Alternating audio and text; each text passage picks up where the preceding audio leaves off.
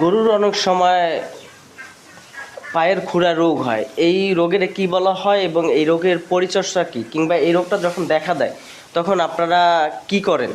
এটা তো খুরা রোগ হয়, তখন আমরা ওই যে কিছু ওই যে ওষুধ আছে, ওষুধও দেই।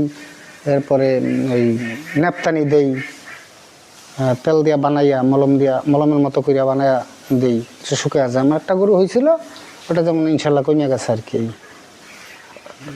যখন খুরার এই রোগটা আপনারা দেখেন তখন মূলত এটা কৃত্রিমভাবে ঔষধ বানিয়ে সেটা প্রয়োগ করেন। এর পরবর্তীতে আপনারা কি করেন?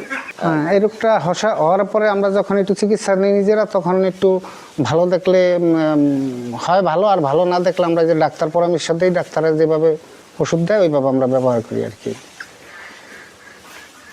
গো খামারিরা যখন খামারে সার উঠাবে, সেক্ষেত্রে বাজার থেকে কেনার জন্য বা গ্রাম থেকে কেনার জন্য কোন ধরনের সার বাছাই করতে পারে এবং এটা বাছাইয়ের উপায় কি, যে এই সারটা খামারের জন্য উপযুক্ত?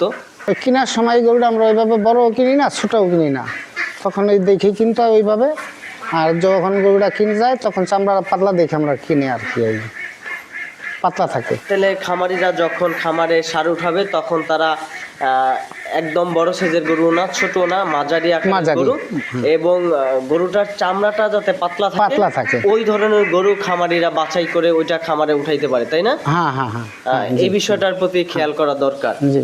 খড়কুটার সাথে সাথে আপনারা কোন ধরনের খাদ্য, কি খাদ্য দেন, কিংবা গরুকে দৈনিক কতবার গোসল করান আপনারা? গরুকে শীতের দিন তো একটু কম গোসল করাই, কয়েকদিন পরে পরেই করাই, 2 দিন 3 দিন পর পর করাই। আর গরমের দিনে রেগুলারই গোসল করাইতে হয় আর কি। গরমের দিনে তো অনেক সময় 2বারও গোসল হ্যাঁ, করা 2বারও লাগে। এর গোসল কারণ করা। কি? শরীরটা ভালো, তাপ থাকে কম, ঠান্ডা থাকে, এমনি তো গরম, মানুষই কুলাইতে পারে না এই।